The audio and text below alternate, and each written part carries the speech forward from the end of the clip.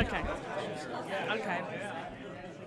All right, we're going to call this finance meeting to order. Please rise for the, thank you. Please rise for the pledge.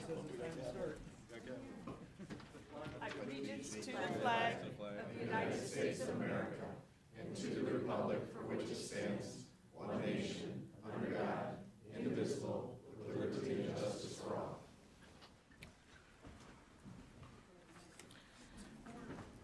Okay, before I seek a motion to adopt the agenda, Commissioners, we're going to move item 10, Government Operations Committee recommendations. Board procedures, we're not ready to make a recommendation. We're going to move board procedures down below the closed session. And given that it's Valentine's Day, if we're running very late, it's unlikely that we're going to vote on all of these changes tonight, because I know some folks would like to get out of here. So with that, I'd seek a motion to approve with the changes. Moved by Commissioner Myjack, supported by Commissioner Gillette. Please vote.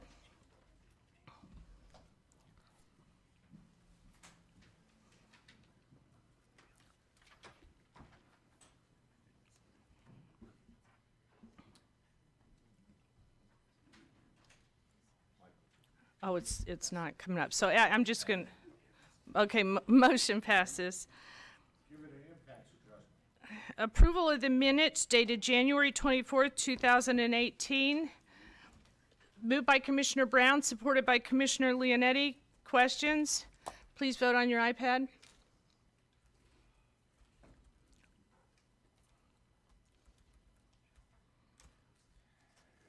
Okay, motion passes.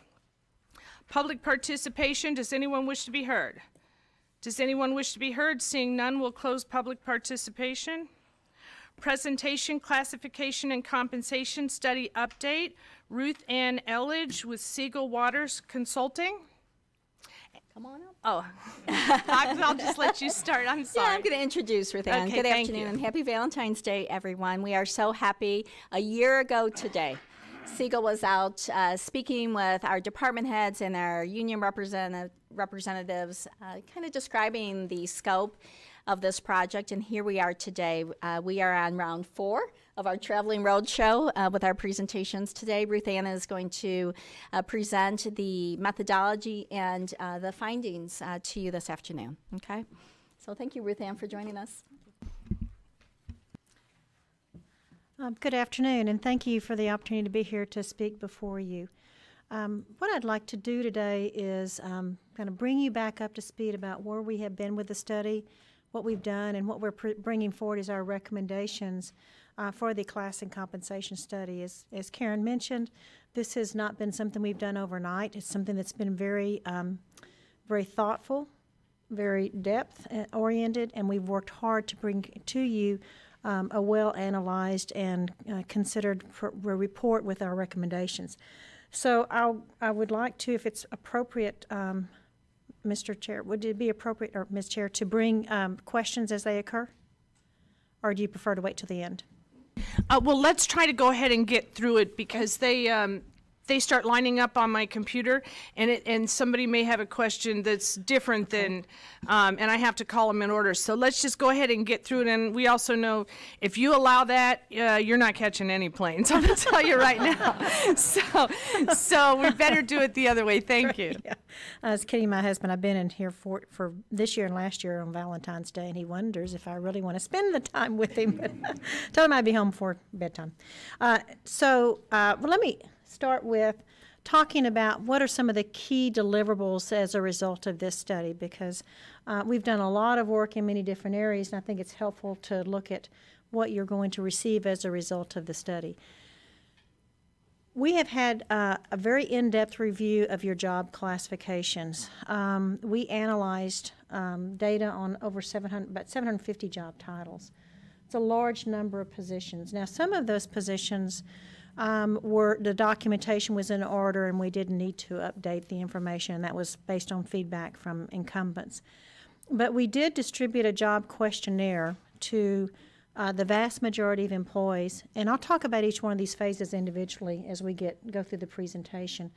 We designed and conducted a job analysis through a job description questionnaire that was very involved with employees participating and completing.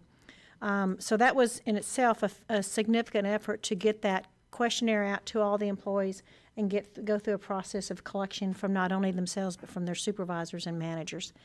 So that was a key deliverable. Another one was the actual compensation survey.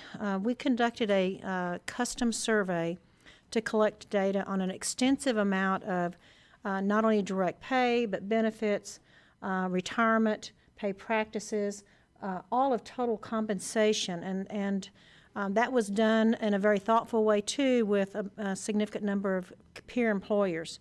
So it included the benefits data, comparabilities, as well as salaries and pay practices. So as the data came in, we did comparisons to you, and you'll see in the final report when you have a chance to look at it. It'll be posted tonight online, so everybody will have an opportunity to see it. All the individual comparisons of your benefits, your programs compared to what your comparable employers are doing. As a result of the data collection and analysis, we have now made recommendations on new classifications. Now, we understand that this is our recommendations, and the county will still need to go forward with their normal process of bargaining and discussions with the appropriate groups. But the recommendations that you are seeing is based on our analysis of the job documentation, our understanding of what are comparable titles that are being used so that when you continue to market price, you'll have similar comparisons. And we've recommended a new class structure that does, in some cases, collapse titles into one because there were positions that had different titles but doing very similar or the same work. And it also has a recommendation for an updated compensation plan, and those are pay structures and pay data and pay guidelines. So in that vein of thought, to get to there, we've created the class structure, the compensation plan, and we've also developed what we call a job evaluation system. When you conduct a study of this nature, you can't collect market data on every individual job. For one thing, not everybody has the positions organized the same way that you do. And if we're doing a custom survey where we're actually trying to match to your positions, you have to select what I would call a representative group of benchmark jobs.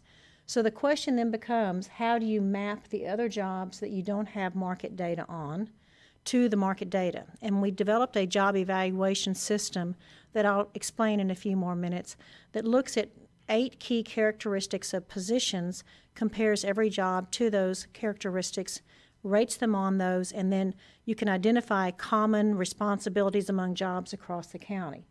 So then you can begin to map jobs that have similar characteristics to the market data so that every position is evaluated and market priced by applying that data countywide. Okay? So that was a very important step to have that job evaluation system in place to look at the internal relationships of jobs.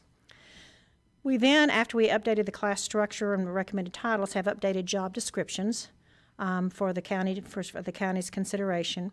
And as part of this process, we've also looked at, under the Fair Labor Standards Act, those jobs that have been exempted from overtime based on the criteria under the Fair Labor Standards Act, and made sure that there is appropriate documentation that justifies and provides the rationale for exemption from overtime. You don't have a lot of jobs, but it's important that your job documentation support that. Finally, you'll see that we're recommending consolidating your pay structures to simplify and provide internal pay equity, and we'll get to that in a little bit when we get to that slide. And then all this has been put together in a final report that documents the methodology and the findings and recommendations. So that's what you're going to have as a result of this study. And I wanted to walk through each one of the phases of the study to kind of give you more detail what we did to conduct the class analysis or to conduct the market analysis. So the first step we did take was the job analysis and classification structure update.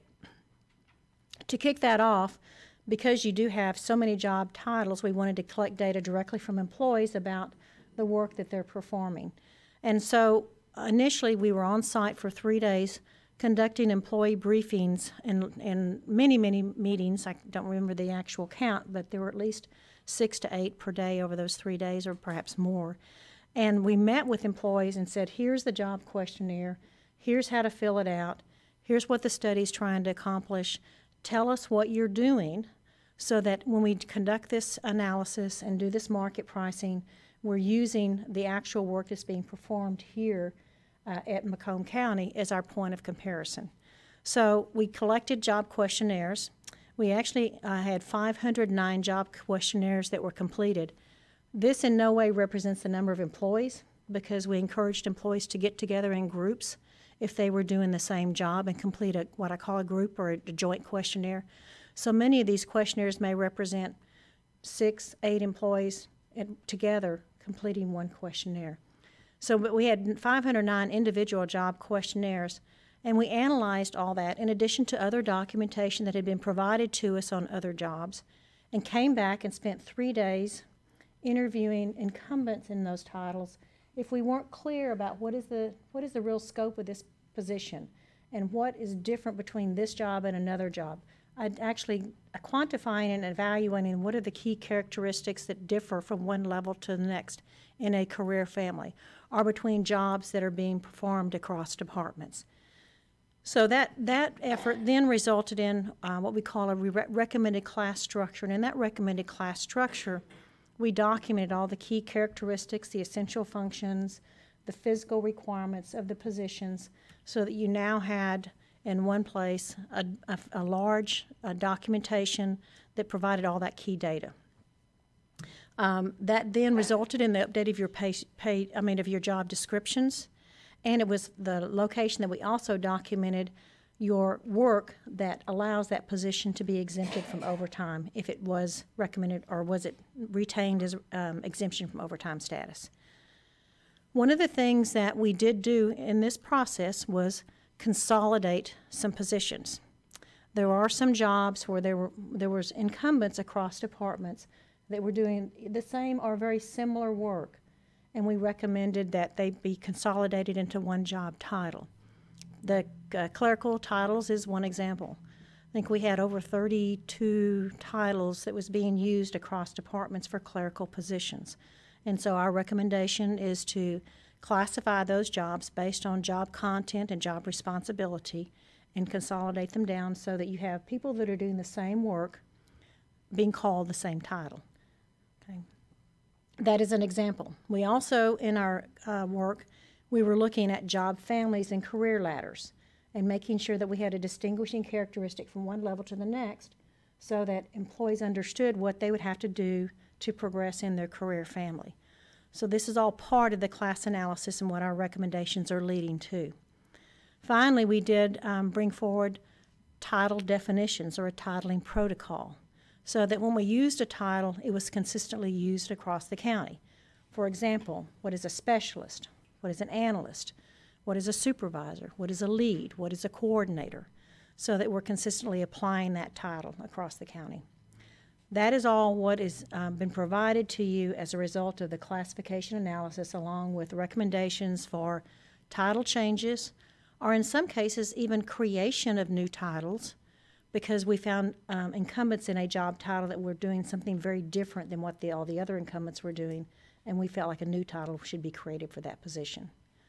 So the class analysis and class structure has resulted in recommendations for title changes if there are some. And there are many jobs that are not having recommendations for title changes, but there are some. And old title, new title, and then a titling protocol, documentation on all your positions, and updated job descriptions. Just a note about the job evaluation tool that it will now stay in the hands of HR, and they will continue to manage that system. It is a Excel spreadsheet that has been custom developed within formulas and all of the lookup tables to provide a tool that the county can continue to use so that they can evaluate new jobs, or if a job has changed and it needs to be reevaluated, the factors have changed, they can continue to use that over time. But basically what it does is it looks at 8 characteristics or compensable factors, and you can see those listed here in this slide: education, experience, responsibility for oversight of employees, interactions or human collaborations, independent discretion or freedom to act and impact of those actions, the depth of knowledge or technical skill that a position is required to have, its involvement in the financial matters of the county, and the working conditions. And the working conditions relates to not only physical demand, but also environment in which that work must be performed, because there are many jobs that are in either hazardous or very unpleasant or difficult positions where it affects the way the work is being performed. So every position has been evaluated on each one of these factors. It is a point factor system, and so once you have determined the rating for that position, you can then calculate a total point value for the position, and then look at jobs that have similar point values to be able to group them within a very small range of points. Okay? And that is the approach that we're using to provide a very quantitative approach to grouping jobs that have similar qualities together and then bringing in the market data for those groups of positions and applying it across the county. Okay? Again, this does coexist with market. This is only internal equity review, internal job review. When you bring in the market value, sometimes market does disagree with your internal placement, and the county can make a decision about which factor will be more driving, the market data or the internal relationship of that job with other positions. Okay. So that's basically the full classification analysis. Wanted to spend a little bit of time talking about the market assessment, which was one of the other key deliverables of the study. When you conduct a market assessment, and this was a fairly substantial study because it had so many data points that were being collected, there's a couple of key decisions that you need to make. And the first one is, if you're going to have a representative group of benchmark jobs that is going to be applied across the county to the rest of the positions, how do you select those positions? And there is a statistical analysis that Segal Waters conducts up front, looking at where all the jobs are, even what unions they're associated with, what bargaining units they're associated with, what level they're within the organization, how many incumbents are in individual titles, to be able to recommend a group of positions that we think statistically represents the entire organization and can be used to make conscious decisions on pay for those jobs. So we conducted that analysis and we recommended 96 job titles. Now, one of the things that we did when we had done our initial analysis is that we then sat down with all the department directors and the bargaining units and said, we think 100 job titles approximately will represent your workforce. We think that number is reasonable to expect another employer to respond to a survey. In our experience, if you get past 100 job titles, it never makes it to the desk to be completed because it's just so substantial. So we selected 100 job titles, ran that by your union reps and your department directors. There was a consensus that these titles would sufficiently represent the organization. And in fact, these job titles do reflect 56% of your total incumbents across the county. So it's a good, strong representation of the actual employee base. So those job titles were then defined in a summary, and a summary of their job, of the job content was written up in the survey document itself and was used to collect market data on. The second question became who do you compare yourselves to? Who are you going to invite or ask to participate in this survey? And again, we did an analysis using criteria: who is close by, proximity, who has similar types of services, similar types of positions, who has a similar type of organizational structure, so that we can collect relevant market data. We started out with a large number of comparator employers, met again with the unions and the bargaining associations, our bargaining reps and the department directors, and we came up with 10 employers that we think would provide data from public sector. This did not include the private sector data that we brought in from our published private sector sources. So you have these 10 employers that we invited to participate in the survey. As you can see, 2 of them chose not to participate, but the other 8 did, and we were able to collect good, strong data from the 8 employers that you see here listed on the sheet. Then we brought in the published private sector data from our data library and regionalized it to the Michigan region in this area. And from those employers, we collected not only salary range data, but also pay practices, such as how they progress through the ranges, how they create their ranges, what kinds of pay adjustments are being made, but also any type of specialty pay, pay differentials, shift diff, longevity. All of those questions were asked if they provide those kinds of different types of pay. Additional benefit offerings, anything else that they might do, special incentives, or any type of, perhaps they may have tuition reimbursement or any type of wellness programs, those kinds of things. And then paid time off. We asked for their schedules for accrual rates, what types of paid time off they provided, and including vacation, sick leave, holidays, any type of special arrangements for time off, and compared your policy to theirs. And then finally, health and benefits. We were looking at medical plans, which included health plans, which included dental, medical, vision, and the different levels of coverage within each one of those plans, and the type of plan that they were offering as well. So as you can see from this, there was a lot of information that has been collected. And in fact, someone asked me earlier how big the report is, and I know it's well over 300 pages, and I can't even tell you the number of tables we have in it that analyzes the data and provides it to you, so that you'll have a chance to look at it, and you can see the different approaches that other employers are using to provide compensation, total compensation to their employees. Again, the peers all received the custom survey. We wrote job summaries. We asked them to match to the job summary, not the job title. And then we went back and validated their responses if we had any questions about, was this a good match? Did this really represent what you are providing here with the county?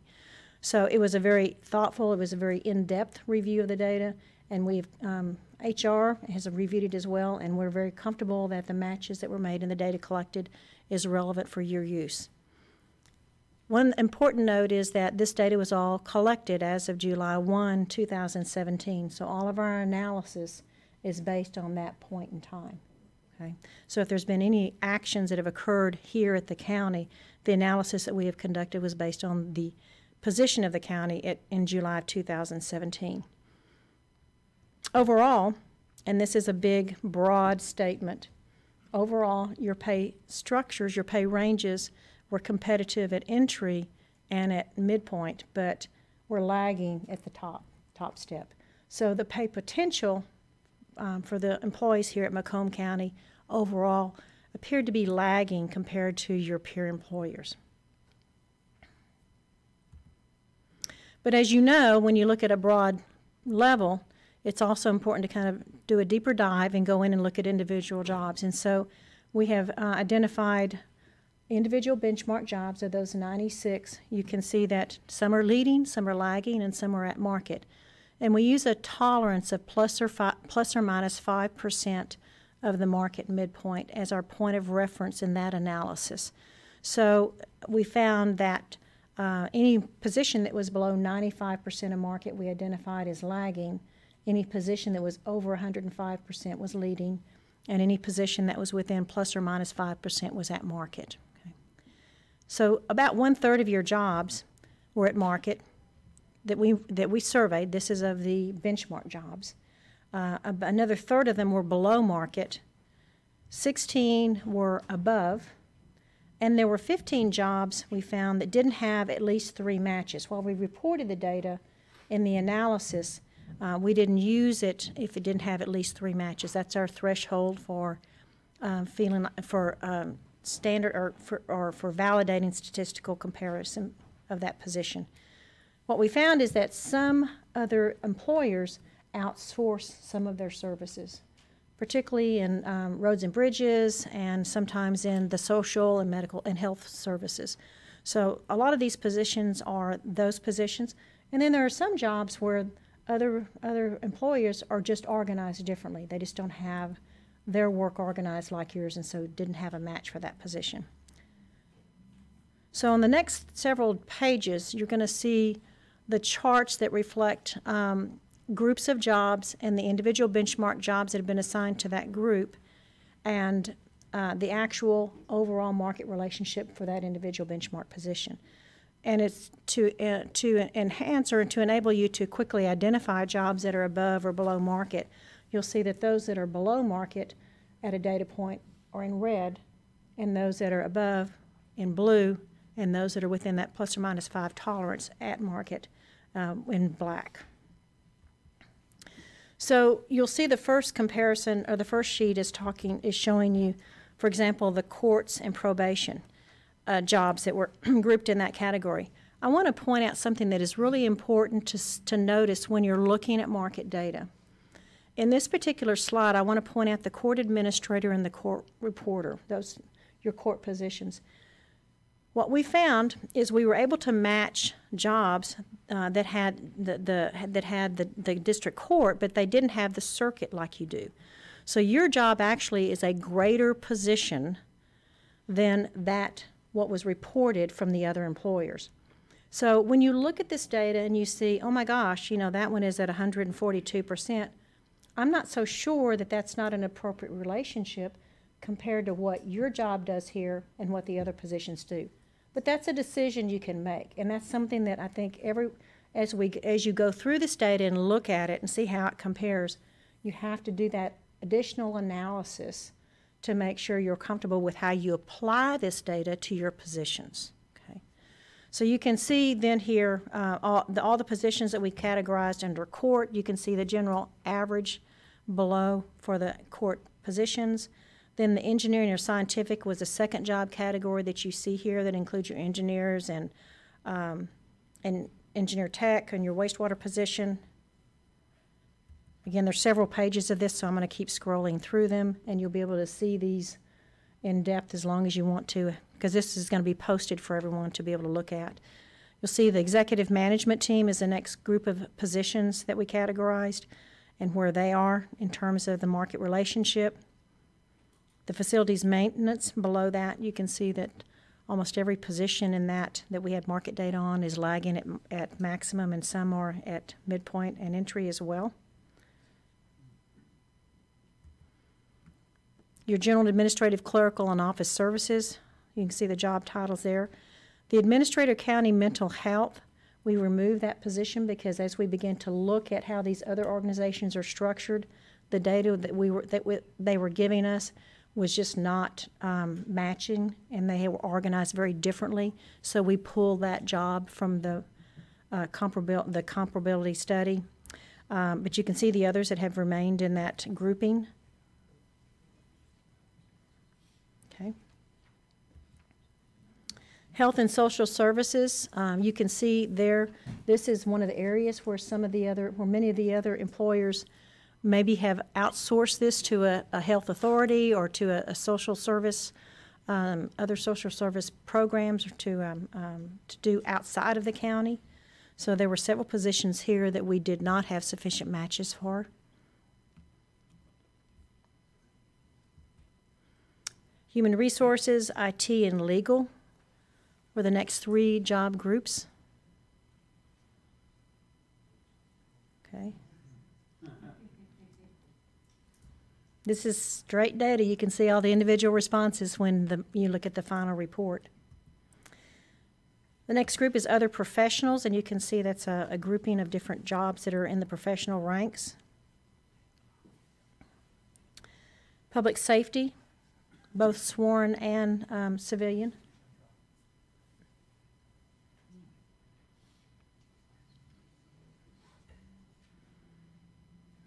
Semi-skilled and skilled trades and utilities. Again, you see in the skilled trades quite a few that are lagging. And at the bottom, you'll see the overall average. So that's why you can see the overall average, how it's calculated. But if you look at it individually, you can see that there are certainly some areas that need some attention to be able to bring them into a more market competitive position to the market, relation to the market. So I wanted to say a little bit about the pay practices and benefits. There's an extensive amount of data collected on this. I think one of the things that when I report what are to me the outstanding things of notice that I want to talk about, one of them is that in general the county is actually in pretty good shape compared to other your peer employers in terms of pay practices and pay policies. The accrual rates, one of the things I found to be very competitive is the leave program. You have a very generous leave program. If you look at your accrual rates compared to others, as well as the other types of off leave time, holidays, sick leave, carryover time, cash, all that is very generous compared to other employers.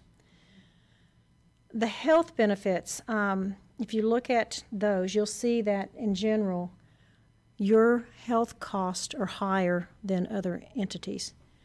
And while we didn't do a detailed review of design, it appears that you have a very strong health benefits program that provides employees with a very good plan.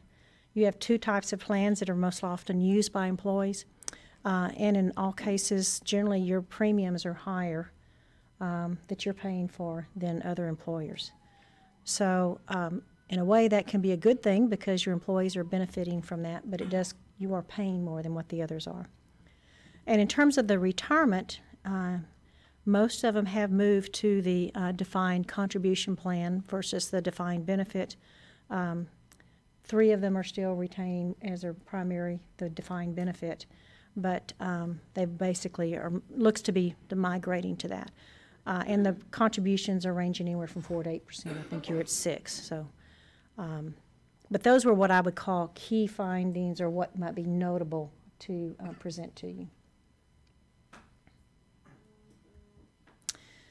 So when you come to the final piece of the study and our recommendations, and I know this will be a culture change as well, and you may choose or not to move forward using this approach, but it seems that 4 pay structures would meet your needs in terms of how to organize your jobs and how to organize your pay ranges. One that includes your professional, technical, administrative positions, another one for your executive, your management executive. There are part-time positions that should have a range of pay that is assigned to them, and then there are some jobs that are basically flat rate, and that is matching up with how the market is paying those positions as well. So those 4 structures should be used or recommended for use to streamline and to simplify your pay system and provide that internal pay equity as well as external equity. We think that as you move forward, having a implementation that includes all employees helps make this equally distributed to everyone, and that you should keep your step approaches. Right now, you have steps, but depending on the pay range you're in and the bargaining unit, you may have different step sizes or different step frequencies and so forth. And so trying to normalize or trying to be more consistent, I think would be very beneficial in terms of how to administer and how to provide some internal fairness and equity. And then finally, I think once you implement whatever it is that you do end up implementing, you need to continue to manage it and care for it, because market will not stop, market will continue to move, and as market moves, you need to monitor it and update your structure so that you can maintain the relationship to market that you established with the initial adoption. And that is not to say we're suggesting you do another study like this every 2 years. That's usually only done every 5 to 7 years. Typically what you'll do is you'll agree on key published sources of data, such as World at Work or some of the others that are recognized in the field of compensation, track market changes within your region, and then determine what adjustments you want to make to your structures with informed decisions and data that you feel is reliable. So I'm going to, do you want to go on to the next steps, or do you want to stop here and see? Okay. So really the next steps is to have everybody review the report, look at the presentation again because it'll be posted. We know that there's a 2019 wage reopener and negotiations, and all of this has to go through that. But we also want people to get their questions answered, and so there's been an email address set up so that employees, once they begin to look at the report and have questions, and they didn't ask them today, that they can get those answered in the future. So I will stop here and answer any questions that you have. Thank you, Commissioner Drillette. Really, I just pushed the button. I'm first. All right. Just a couple. Well, first off, is it Eledge? That's right. Thank you so much for your excellent presentation, the work you did on this report. Just a couple quick questions. Did you weight in any manner the comparisons? Like, were some of the comparisons more closely aligned than others? So, for example, if you look at, I don't know, a cashier or a computer maintenance person, and somebody in Oakland County had that position, and their job was a little more similar than somebody at Home Depot, doing that position or something. Was there weighting of the similarities in any way? And how many private sector comparisons were you able to use compared to the public sector ones? So a couple of things. Our standard for comparing in the custom survey is we have to have what we call predominant comparability. So if we feel like it has, we call it the 80% rule. It's not an exact calculation, but it is predominant match using minimum qualifications and job responsibilities. That's why we write the job summary. Then we'll use that. If we feel it's a high or low match, we could take that into consideration, but typically our standard is it has to be predominantly the same job. So that's how we evaluate the custom survey data. The private sector data, again, they have descriptors of work, and we pulled in data just from this region because it is a national database, but we adjusted it to this region, to the Detroit metropolitan area in this part of the state. So it's even broader than Detroit. But we wanted to look at similar types of work that is based on skill sets and minimum quals, because they're not exactly doing the same thing, but you're looking for skill requirements and requirements for entry into that position. So I don't know if that answers your question. Well, if there's suppose you look at the market data for the private sector and it shows an electricians, broadly speaking, are compensated X, and then you look, does it weigh equally with the electricians that are doing X in Wayne County or Oakland County? Well, what we did is you see all the public sector data accumulated and compared together. Then you'll see another analysis that has just the private sector data accumulated and gathered. So you'll see what it is in the public sector, what it is in the private sector, and then another aggregate analysis at the bottom, which is weighted 50-50. Okay. Another two more quick questions, if I could, Madam Chair. You mentioned at one point that it was difficult to make some comparisons because some comparable organizations had outsourced some of the jobs and that sort of thing.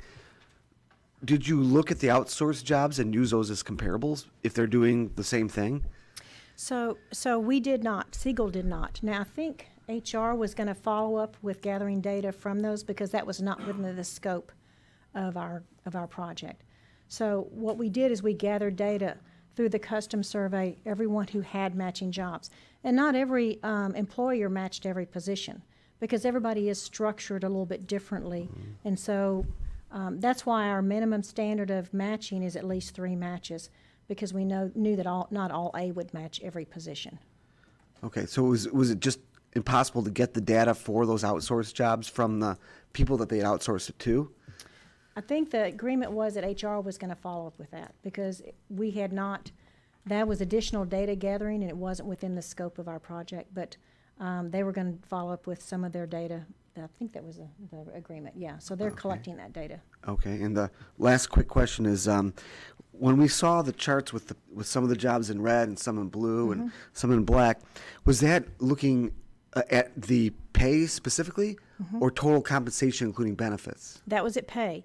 That was pay only. What you'll see in the report is a offering by offering comparison for every data category that we collected.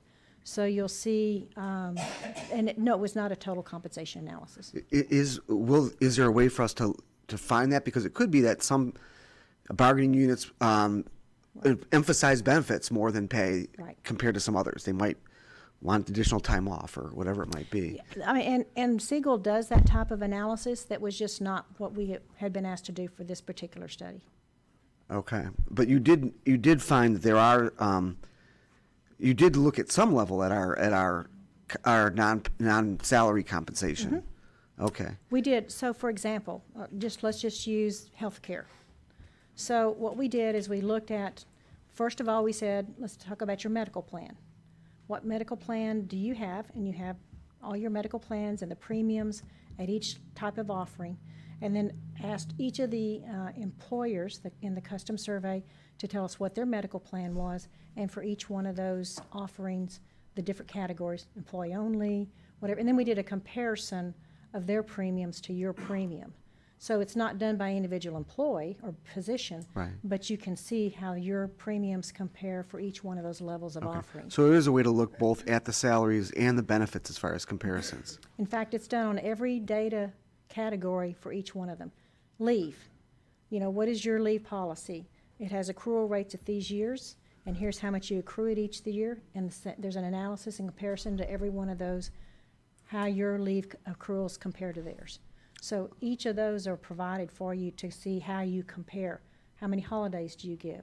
What other types of time off do you have? How's your sick leave compare? All of that is provided an individual analysis offering by offering to you. Okay. Thank you. That answers my questions. Thank you, Madam Chair. Thank you. Commissioner Leonetti? Thank you, Madam Chair. Is there any way you can go back on your slide presentation? I just want to reference something very specific under your summary of findings. In fact, it would be the very first page when we compared the court administration and Okay. I believe court reporters.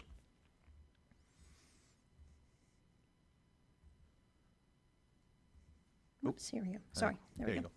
Okay, so this is kind of a specific question in terms of the methodology. And I didn't want to ask you while you were giving your presentation. You did indicate that the court administrator, as we compared that position, it was compared to a district court. Is that correct? Yes. Okay, and then you indicated, at least my notes indicated, you also said the same thing of the court reporter. Is that correct too? Well, the court reporter really is primarily their job is changing. It's evolving. Yes, it is. And I think it's only fair to say that your job is changing to something different than what we're seeing in some of the other courts. Just like your administrator has a broader responsibility. It's only to kind of note that when you look at this data, you have to really think about how to apply it to your positions and how comparable it is. For the most part, we've done all of that, but there are some of these that we've had conversations with HR about how when we're making recommendations on application of it, we're looking at that so that we're not going to reduce this range of pay at all, because we think that, you know, in our recommendations, we've taken into consideration that it's different. While the data is useful, you have to apply it in a way that recognizes you have higher responsibilities here. Well, let me, I'm a little bit confused by your answer. Okay. When you say the position of court reporter is changing, the idea would be that there's video. Is that what you're factoring in, that in some cases now the courts are using video? They're using different tools and different equipment to conduct their work. Yeah. So that, as it relates to a court reporter, I can understand that. Are there any other of these classifications? Because it sounds to me like that's another variable you're using, is the potential of that job changing. So, for example, a clerk who used to maybe have to type everything now is going to be scanning everything. Right. Are you saying a lot of these other positions, when we look at this number here, when you say 143%, it's factoring in the potential that the position is going to change, albeit for... We only know of a few of those. Okay. These two were some of the few. I think there's one other that's in health, where the private sector data for the position, the health officer, really was too low of a match. We went ahead and reported it and showed it, but again, you'll see that position is also leading significantly. But those are the three that actually we looked at. All the rest of these are straight-on comparisons. Okay. I want to then scroll to your page where you have your summary of your findings. Was that the broad statement, as you said? Oh, is it earlier or later? I think it was towards the end of this findings. Was your statement. It was a statement that said we're at the high end. Okay, here we go.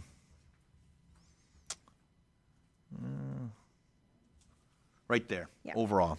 Okay. So my question here is this, and it may be beyond. Obviously, you collect the data. I don't know what you look at in terms of the analysis, but one of the concerns that I've seen being up here in a year is that we have a lot of very talented people at the top that are soon going to be retiring, or maybe because now that we're lagging at the range maximum, are actually leaving and going to a different employer. Do you see that as being a problem for us? I mean, in other words, it looks from what you're saying here is market competitive at the range minimum. Does that mean that somebody entry level, we're going to be able to recruit entry level people a lot easier than we're going to be able to retain talented people who've been with us for a while? Is that what this statement is saying in a sense? What this tells me is that you probably have more difficulty retaining some of these positions than hiring, particularly if your hiring guidelines allow you some flexibility to hire in. And that's typically what we would suggest is you have a range entry that is based on minimum qualifications for that position with very little experience beyond the minimum quals. Okay.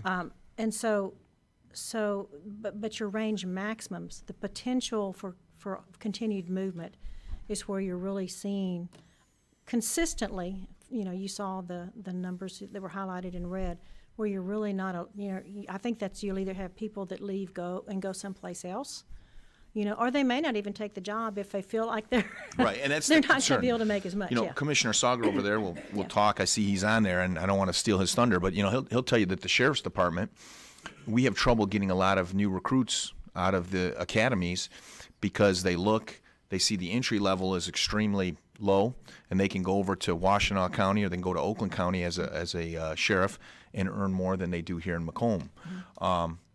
But it sounds to me, based on this statement, not only do we have the problem if they do come to us, but it sounds like if they stay with us after a couple of years, they're going to start looking around and going, boy, I can make more if I go over there. For some positions, that's true. Okay.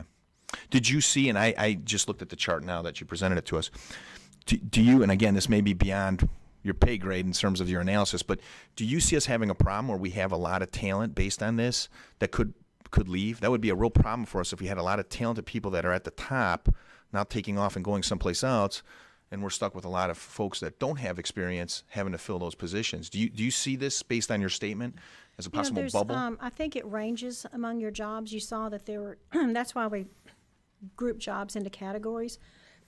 So, for example, and it also depends on the availability within your labor pool, because we did a study for, I guess, Grand Rapids not too long ago, and they showed that they actually were doing okay with their skilled trades, but they're growing so quickly, and the labor pool is so tight that they're taking that data and they're using it to bench up where they know that they can be more competitive at the local level.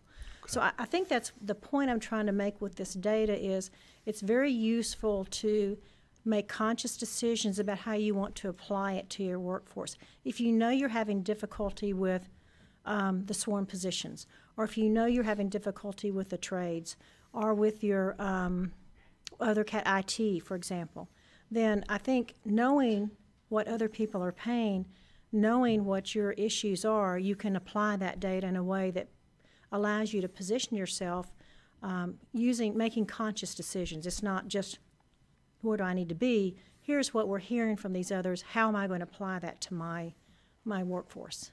One last question.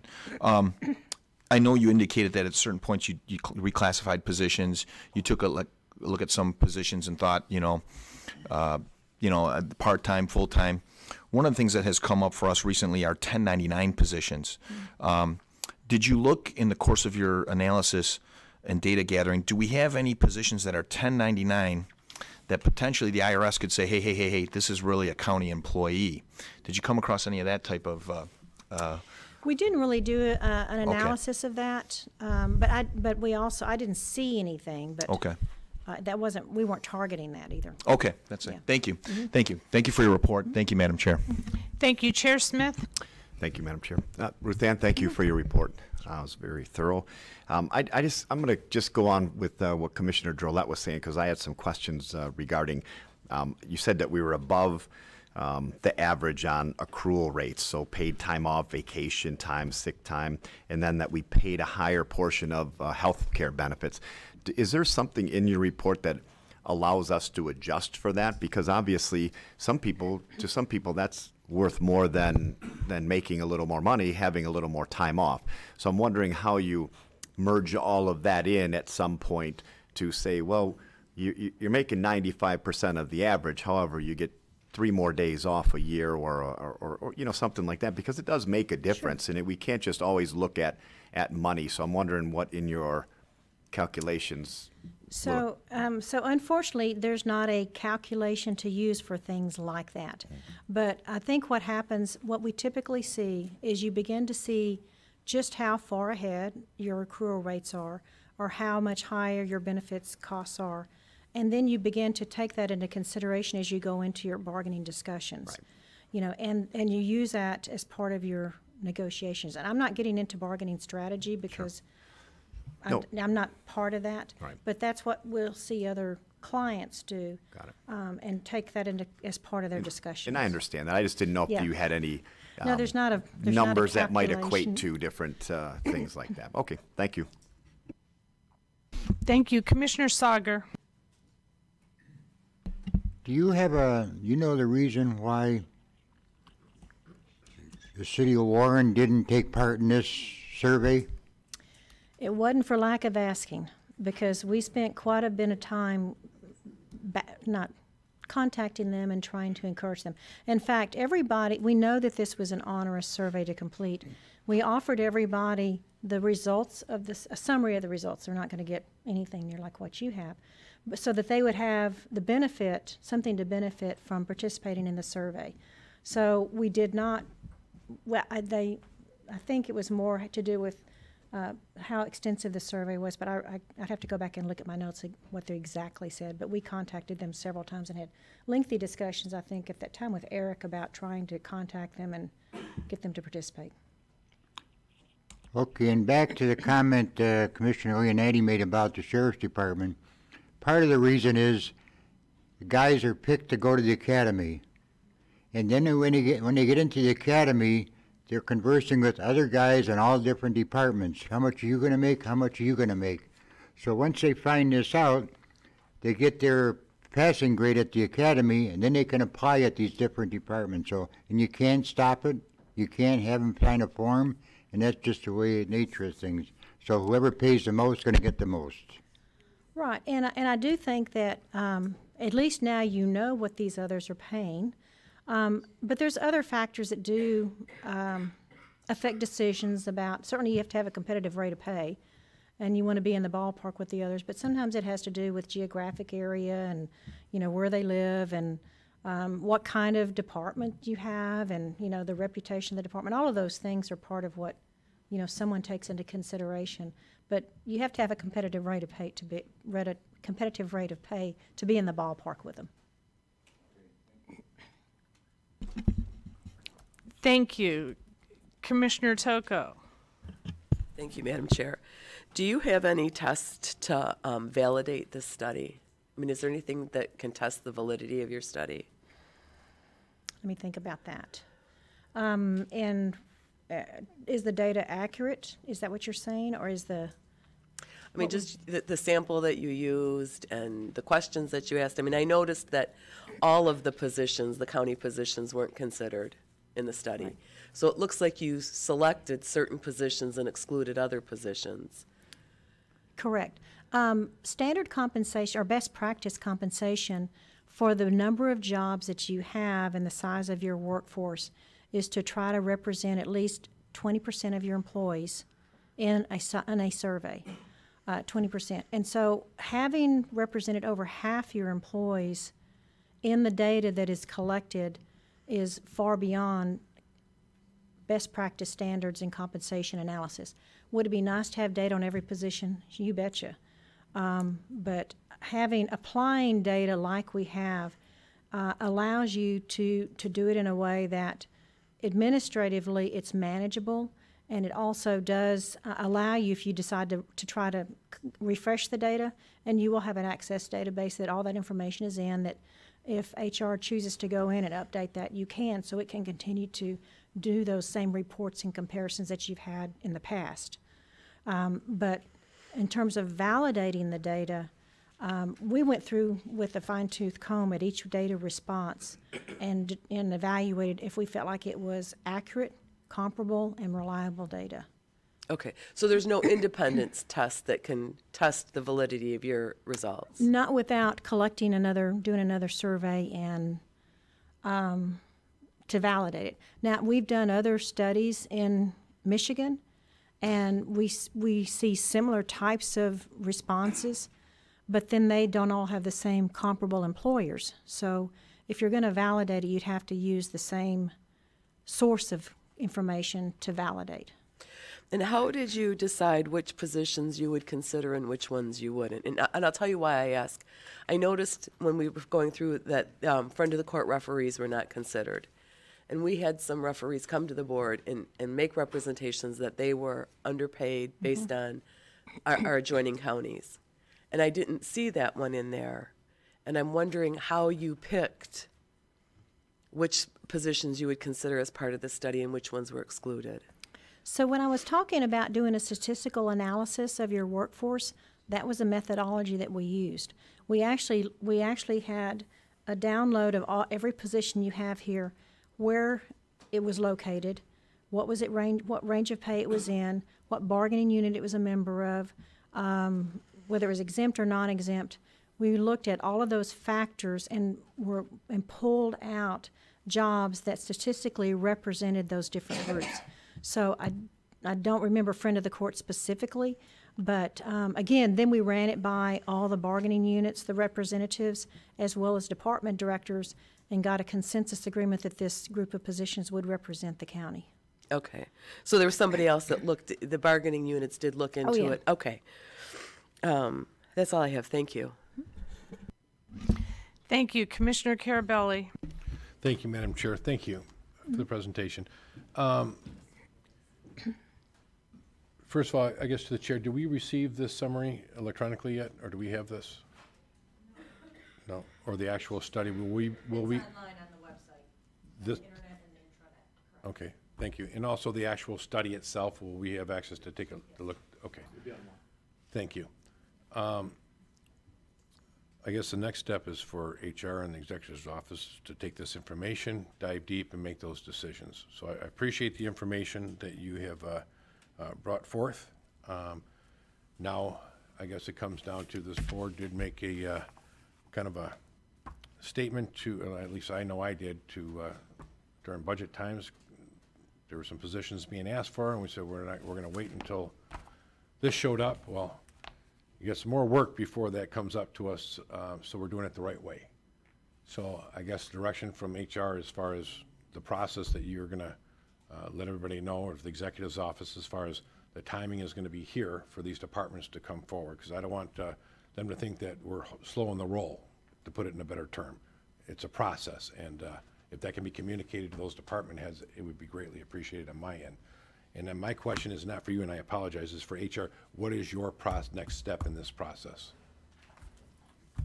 During our meetings this morning and this afternoon, we made it very clear to our department heads and our bargaining representatives that we haven't even scratched the surface of this report, and that we needed to work with the Executive Office and Finance to kind of look at what this really means. Lots of questions on when we could get to the table, and we told them fall. So late summer, early fall. It's just an incredible amount of information. The report is, Amy, 300 pages? 252 pages.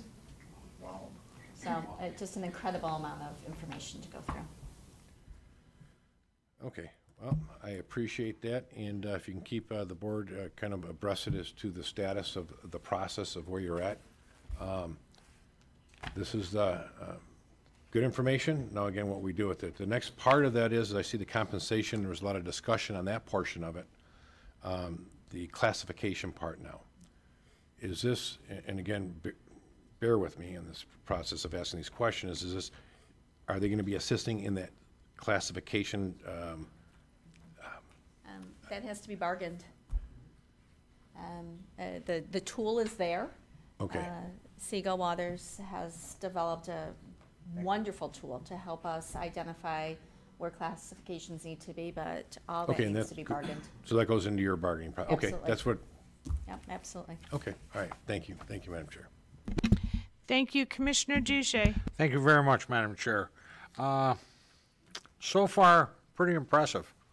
You seem to have done your homework, and you've put in a lot of time. If it's 252 pages, I'm looking forward to trying to go through some of this. You said originally there were 750 classifications in the county, and I understand that bargaining and so on and so forth. Is there anything in this study that tells us that we need less than 750 classifications? We have recommended some consolidation of titles and reduction in number of job titles, yes. Okay. To what number? Is it I don't know how 100, much of- 90? There are a number Well, of, let me give you an example. We had, I think it's so complicated, yeah. and there's so many recommendations that, again, all that has to come out through. Well, okay, then that's fair. That's also fair. Yeah. I mean, that. I think 750 is outrageous. Right. It's definitely difficult to manage. No It's next to impossible. But if we can not, if there's recommendations on knocking down the amount of classifications, that'd be perfect. Thank you. Next question. Did you consider county structure in any of this? You had us that are an executive charter, Wayne County that was executive charter. I think I saw Genesee County and a couple other counties that are not executive driven. Did that make a difference in any of your computations or deliberations? so when we match positions, we match job content and job requirements. So we're looking at what does this job do? And so indirectly, it is driven by the structure because you may do things differently because of your structure here versus somewhere else. But did we do an analysis of that? No, we did not. Okay. But what we did is said, if you have a job that does this and has requirements that are the same or similar to ours, we want to know what data you use to pay for that position. So you really didn't get into levels of administration, if you will? Well, Or did that kind of? it was taken into consideration because of how the job summaries were written. So this position is responsible for supervision of a group of employees or for a division or for, so you would get that level of review.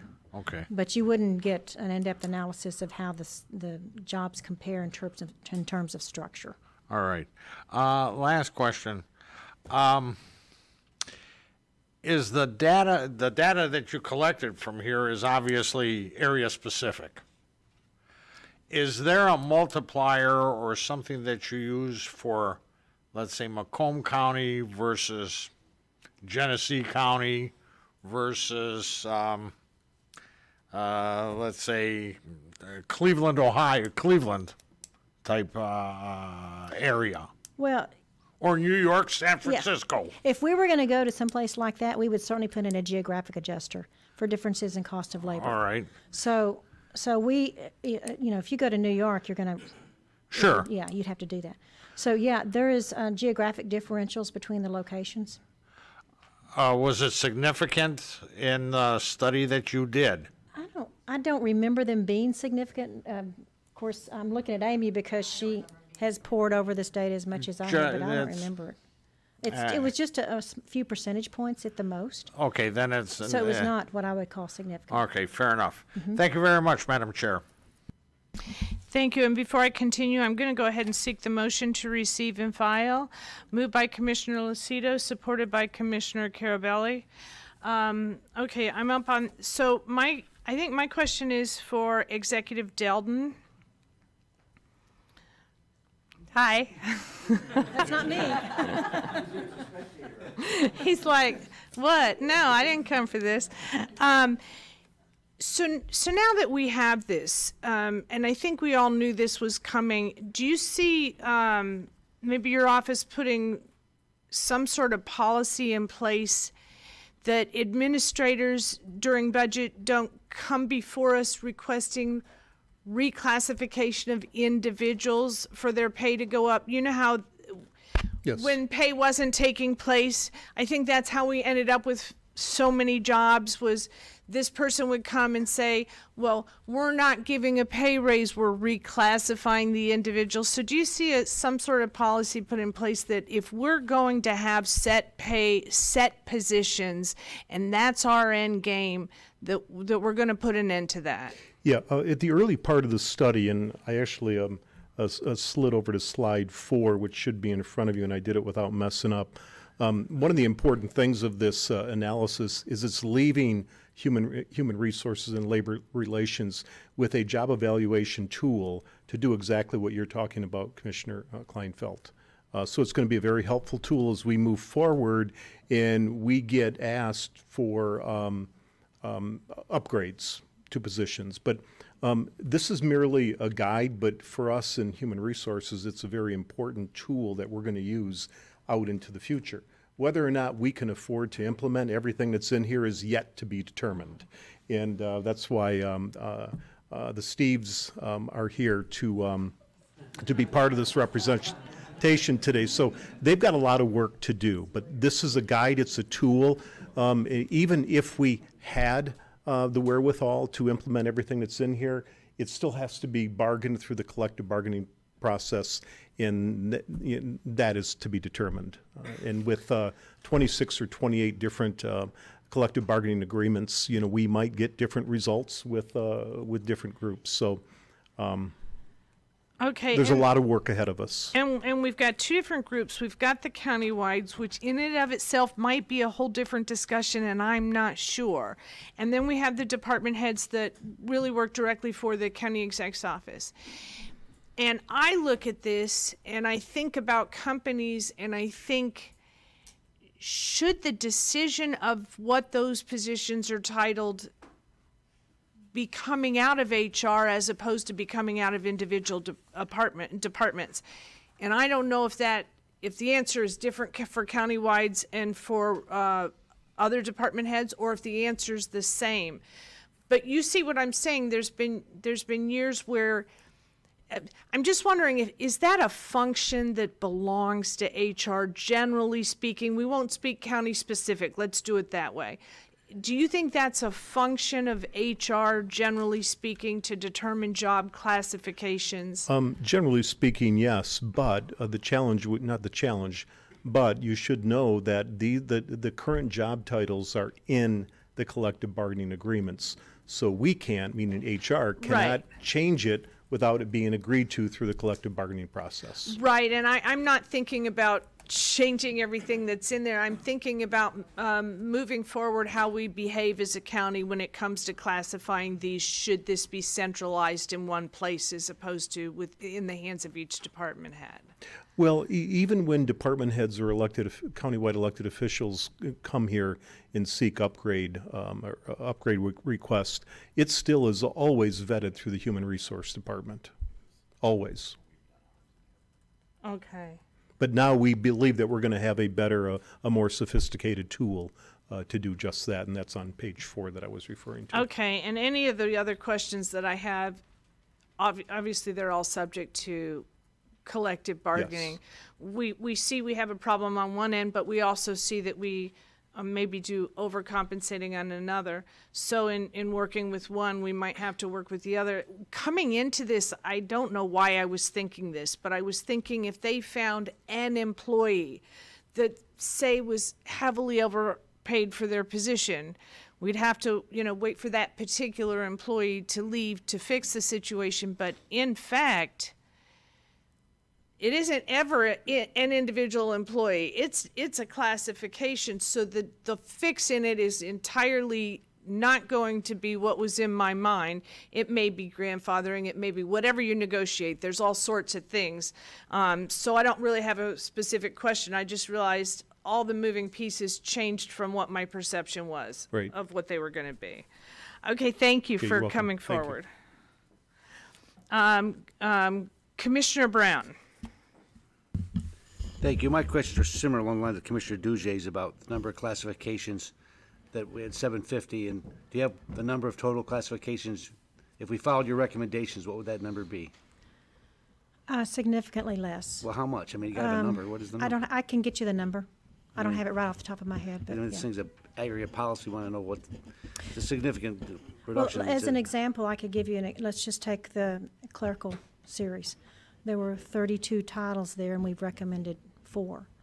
So all right, okay. it's not quite that prevalent with every job family, but But we are. there's significance. There's a lot of significant consolidation. Good, well, that makes it easier. That makes it easier does. and more fair for everyone. It does. There's too many classification people doing the same work, and they're hamstrung by the classification they're stuck with.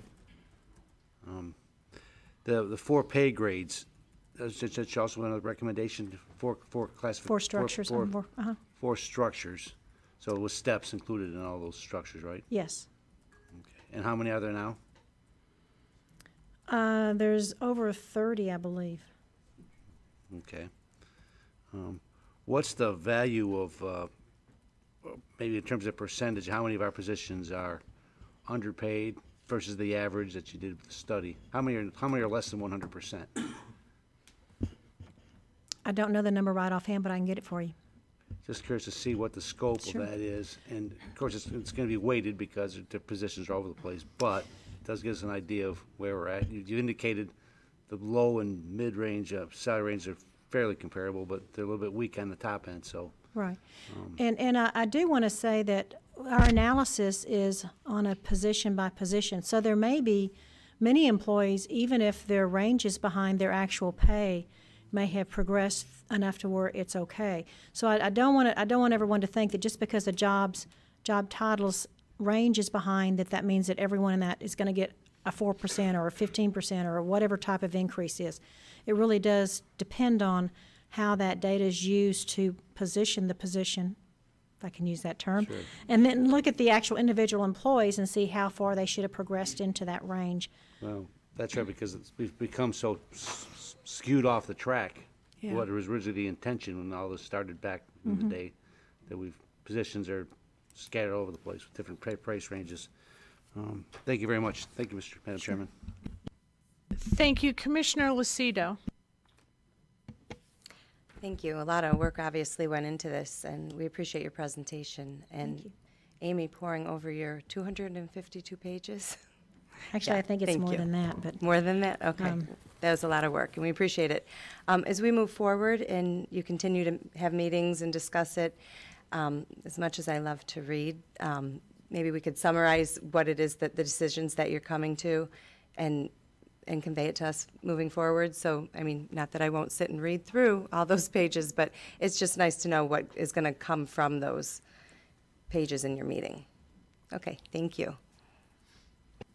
Second round, Commissioner Gillette. Thank you, Madam Chair. Thanks. I hate to come back to this, but I feel like I have to. I wasn't here when the study was commissioned. A lot of us commissioners were not. But it would seem to me that it would serve us very well to have a comparison of total compensation as opposed to just salary.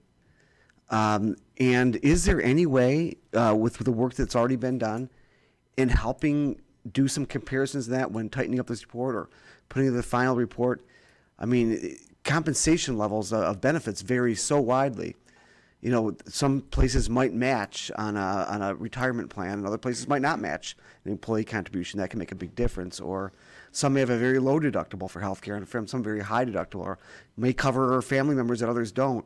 It's just a significant part of compensation that if we just look at salary, I think it's going to really kind of potentially distort what the market really is. You know, what people, they value more than just their pay, and that compensation is such a huge part of it. Is it too late to go back and incorporate that? And it'll be interesting to look and see the red and the blue and the black after those things have been factored in. So the short answer to that is yes. It will cost money. That'll be $359,000. No, I mean the data has been. The other thing I do want to point out about a total comp analysis is because employees elect different options, they're at different ages and stages in their career here at the county. you'll have to bring in only specific data points that are applicable to the jobs that you're looking at. So, for example, when we do a total comp analysis, as an example, you typically take the most utilized healthcare plan and the option within that plan that is most utilized as your point of comparison for analysis. Does that make sense? So that you would know what the average pay is, because you don't know all the employees' options within that. So you're making assumptions about what most of the employees or the majority of employees are doing, and use that data point. Same thing with if you bring in leave, what is the average tenure of your employees, and use that level of leave accrual for analysis. So you will have some assumptions that are built into it, and I don't know if it will give you everything that you're looking for when you're trying to go to the table and determine how we want to implement this. But the short answer is yes, you can do something. Okay. I realize that you make it sound complicated, probably because it is. It is. It is. It is. But you know, the work that you have done is complicated as well. And so, you know, I guess I just lament that we don't, you know, that path wasn't gone down for whatever reasons. You know, it would have been helpful to have that as part of our tool.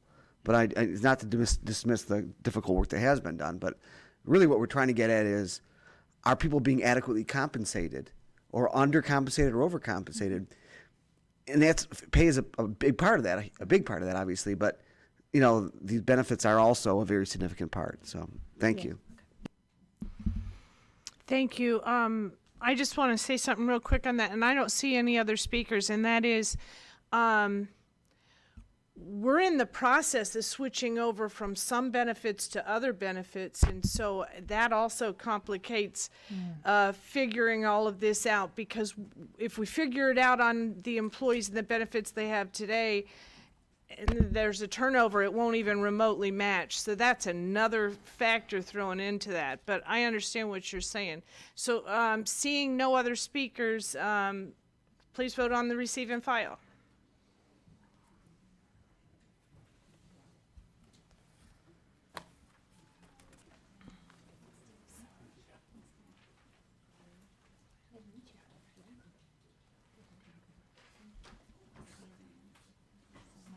Isn't it? Okay, the motion passes.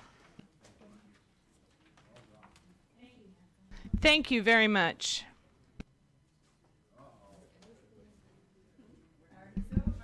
Okay, department recommendations and yes. Hey Bill, are we still healthy? So we have Bill Ridella for the amendment number 2, fiscal year 17-18, Michigan Department of Health and Human Services for the delivery of public health services. First, let me seek a motion. Is there a motion? Moved by Duje, supported by Toko. Go ahead. Thank you. Thank you, Chair Kleinfeld, and good afternoon. Happy Heart Day. I call it Heart Day, not Valentine's Day, but again, the state has amended the Second Amendment to our comprehensive agreement with the state of Michigan. We typically get anywhere from 2 to 4 amendments throughout the fiscal year. And this particular action recommended is that you increase our revenues and expenses by $12,612 on our fiscal grant side to make 2 adjustments in 2 programs. The Safer Opiate Prescribing and Data Collection Project, there's an additional $49,954, and our WIC breastfeeding program is decreased by $37,342. That decrease on the WIC breastfeeding was due to an incorrect amount put into their first amendment. So it has, again, there's just funds that are being taken out due to somebody at the state put the wrong number in, so we have to reduce that. And those funds have not been spent or budgeted. So if there's any questions about any of this, I'm here to respond. Okay, I don't have any speakers on here. I can't see anybody voting against the Second Amendment. Okay, okay, please vote on your iPad.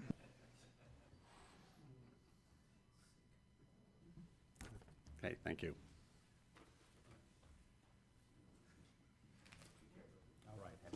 Thank you. The motion passes. Thank you very much. Have a good evening. Okay, the infrastructure and economic development and justice and public safety, is it okay to take these in their entirety? Does anybody? Okay, motion to approve those two in their entirety by Myjack, supported by Sager. Please vote on your iPad. Commissioner Sager. You're doing 8 and 9? Yes.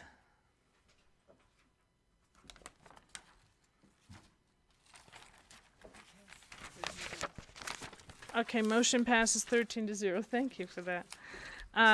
Okay, 10's been moved down, so we have proclamations. Proclamation commending Merrick,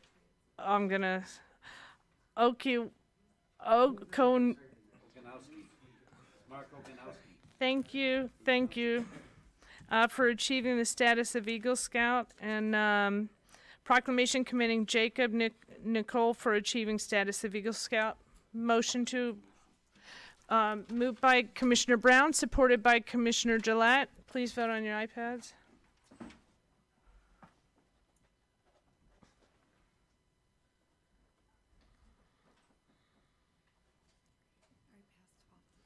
Okay, motion passes 12-0. Motion to go into closed session for attorney-client privilege, confidential memorandum, and pending litigation.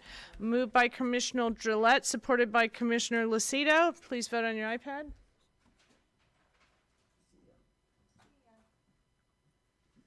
Mr. Gillette, Commissioner, why don't you help that lady out and close those doors for her, would you? I understand. I'm all healed now. Okay, 12-0. Okay, motion passes 12-0. Let's go. All right, I'm going to explain this very briefly so everybody can get out of here. I'm going to go through with no discussion, tell you what each one of these means and why. I can do it in 5 minutes, and then that's it. And we're no. I just said that. So you're already making this go more than 5 minutes. Stop talking so I can get through this, and we'll get through it. So okay, so here's the deal. If you're concerned about something that I've said, that I've explained, circle that one for discussion for the next meeting. Because what's going to happen at the next meeting is we're just going to say, okay, number one, see a show of hands. If there's 7 hands, it's in. If there isn't, it's out, and go right through them. So anything that I say today, make sure if it's something you're concerned about, mark it down, for discussion at the next meeting. Something wrong, Commissioner Carabelli?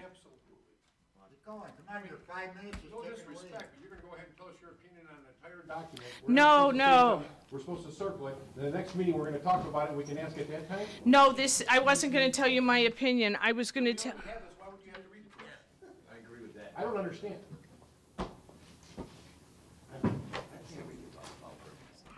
No disrespect, I'm not following that. Well, that's because you don't know the rationale for why all of these were put in. It's not necessarily in there. The rationale, I either agree with it or I don't agree with it. All right, well, we could have. That's just my opinion. I'm only one of 13 up here.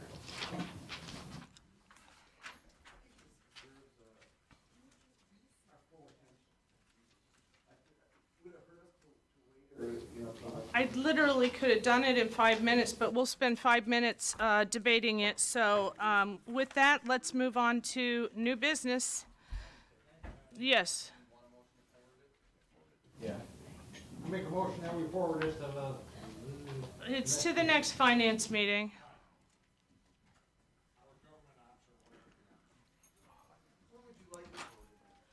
To the next finance meeting. I will support Commissioner Gillette. Please vote on your iPads.